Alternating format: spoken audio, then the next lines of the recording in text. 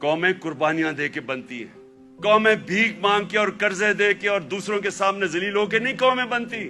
قومیں بنتی ہیں جس طرح دنیا کے عظیم لیڈر نے اپنی مثال دی کہ جب جنگ خندق کے اندر مشکل وقت تھا، کھانا پینا نہیں تھا، کیونکہ وہ چاروں طرف مکہ کے وہ کفار نے گھیرا ہوا تھا ان کو، تو لوگوں کو کہا پیٹ ایک پتھر باندھو پیٹ پہ، اپنے پیٹ پہ 2 پتھر باندھے ہوئے تھے. لیڈر نے قربانی دے کے اپنی قوم کو کھڑا کیا تھا.